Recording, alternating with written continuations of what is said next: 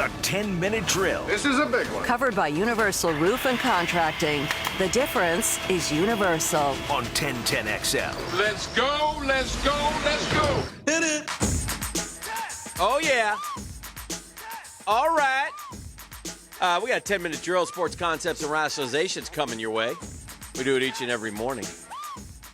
Kicking around what's going on in the world of sports. And at the end of the drill, we like to give out a little prize pack. What are we handing out today, Beefer? Yeah, stay tuned, Googans. At the end of the 10-minute drill, one lucky listener is going to take home a floral arrangement from our pals at Kuhn Flowers. You can make someone else's day or, get industrious and send it to yourself anonymously. I got to watch some good high school basketball last night. Playoffs are underway, and I had to go out and check out a couple games and get some video for the television station for the sports cast late last night. So I zipped over to Bishop Kenny High School and watched the Crusaders, and they were victorious. They beat Gadsden County.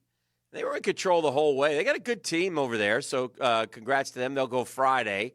And then I hustled my little derriere over to Main Street and saw our good friend Kevin Sullivan, the Hall of Famer, and the Jackson Tigers, who are hosting Providence. Third time those two high schools have met this year. And James Collins, the coach at Jackson High School, still probably, I would say that James Collins was the best, and I don't mean this in he went on to have a great career, but was the best junior high school player that I'd ever seen. We did stories on him when he was in junior high school. And, in fact, I think he might have had a press conference to announce where he was going to high school. He was that big of a deal. Anyway, James ended up winning state championships, I think, with Micah, if I'm not mistaken, at Jackson. And he's now coaching the Tigers. So Jackson and Providence, third time they met, they play slow ball against each other. So haven't they had like 32-29 There was a 31-29. So last night at the half, it was 14-10. And then Jackie Simmons III, who obviously Jackie Simmons, a longtime Jackson. Yes, hit a couple of threes to start the second half. Suddenly it was 20-10, which is a gigantic lead in those types of games. Now, are they holding the ball? Yeah, Is this they're like old school, four corners? Yeah, holding the ball. Looking Time for a good shot clock in high school with that, then. And that's not basketball anymore, Dan. That's not a strategy. That's not a relevant strategy. Providence threw, the last quarter and a half, Jackson got up like 13-14, and Providence went full court presser, shifting guys running in and out. They tried, man, but they just could not get offensively anything going. Jackson's good. Providence was good. Those are two good teams. Those are probably the two best teams in town, could you say? I don't know. That's a great question. I haven't seen enough. Yeah. I went to a couple games last night just to shoot some highlights for the show, and it was fun. It was Candelino's kid is over at Bishop Kenny. He's a good player. And then the coach's son, Buckley, is a nice shooter for Bishop Kenny. So anyway, who'd they play? They beat Gadsden by 10. Jackson goes on. A couple others I'll mention. Hilliard, I think, made the Final Four. Congrats to them. I'll leave somebody out. I think Lee beat St. Augustine. Fleming Island lost. And I know I'm forgetting. Impact Christian won. So I know I'm leaving a couple out, and I apologize. But anyway, lots of good high school basketball. Then today, 3 of the 5. We had 5 girls soccer teams make state championship games. I think 3 of them go today down in DeLand. So good luck to all those ladies teams as 3 go today and then 2 go on Friday, if I'm not mistaken. So just some high school stuff that's going on. But there's some good basketball players in this community. And basketball sometimes, I'm more football, baseball. So, but I went and saw some good basketball last night, so I enjoyed that. Speaking of good basketball, the Lakers beat the Pelicans. Should it be? Does it matter? And is it anybody's business if LeBron James went to Kobe's celebration or not? Well, come on, man. You're not that naive. This is a big story. Why isn't he there? And was he? We don't know if he was or wasn't. No, he wasn't there. Yeah. He wasn't there, and the reason, I guess, the gossip mill rumor out in L.A. is he wasn't there is that perhaps Mrs. Kobe took a little exception on LeBron's characterization of his relationship with Kobe when he spoke at Staples Center for the first home game. Is that the rumor? Yeah. Okay. That's from the Bitman this morning. who was at the game yesterday, and Yeah. that's the Now, buzz. That'll never be public, but the public is that maybe Mrs. Kobe is not all that big on LeBron. Oh. So, Well, but he did not go. That's Yeah. been confirmed. It has been confirmed? Well, as confirmed as it will be. First of all, Dan, come on. If LeBron James was at the thing, bro, we would have seen LeBron James. The You would camera think. was there, right? Yeah. You would think. And he ain't going to sit up in the upper deck. He'd Yeah. been down there around the. So. I just don't listen. Then if she didn't want him there, then he probably did the right thing by Yeah, not I don't- going. I'm not I'm not going to sit here and make. I don't I'm think not this saying- is. I don't think it's a story. I'm not I saying. think everybody is allowed to do what they well, want to do. except for the fact that LeBron tearfully told us how much he means to him. Well, maybe he does. Well, then why? Heck, I mean, every other Shaq, player was there. Shaq hadn't talked to him in a year Correct. plus. But he spoke at the thing. Yeah. I mean, he's there. Well, yeah, but he hadn't talked to him in. I forever. don't know. I think it's a poor look, and it invites a lot of speculation. If the biggest name and force in basketball who lives there, it's not Yeah. like he was in New York or something. I understand. I understand the. All right. Yeah. I don't think it's. I'm not saying I think it's a big deal, but I Yeah. understand why it's being. I don't. First, and in fairness, now this is like another social media.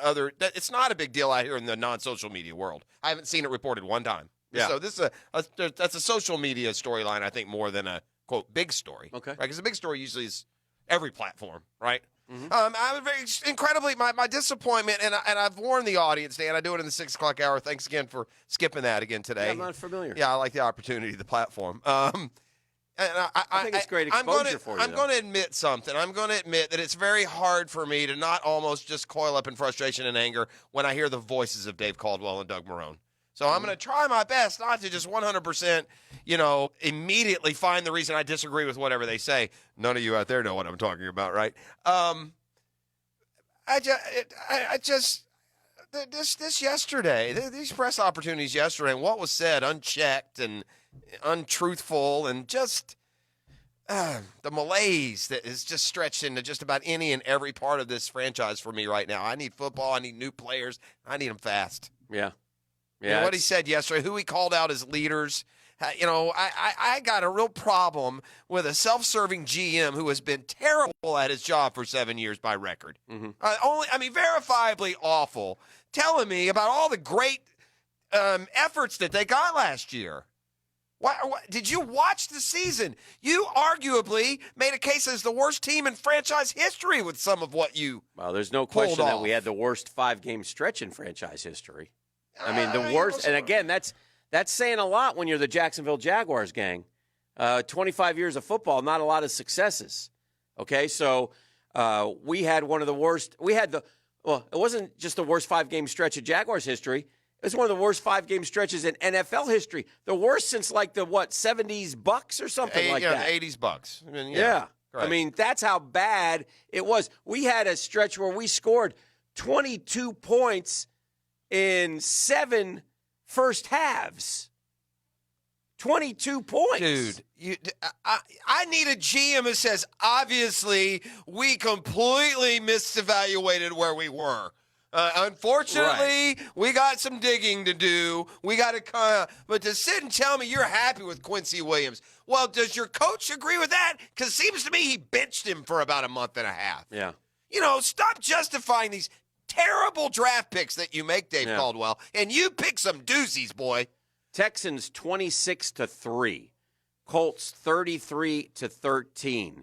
The annual Thursday night ass beating at the hands of the Titans 42-20. The hapless Bucks 28, the Jags 11. The non-playoff LA Chargers of San Diego 45, the Jaguars 10. It's a San Diego Chargers of Los Angeles. That's 5 straight. Texans, Colts, Titans, the AFC South competition, who scored 26, 33, and then capped it off with 42, while you scored a combined 36, which is less than the Titans scored in the one game. So you scored 36, and the Titans and Colts and Texans combined for 101. Again, I got a GM that should not be pointing out there was no positive from the year, Dan. Yeah. The year went south in every way. There's no positives. No. I'm also. The only positive, I guess, would be that Minshew played well. And that Leonard gave you the numbers that allow you to tout him, although his impact was negligible. I'll tell you the biggest disconnect, though.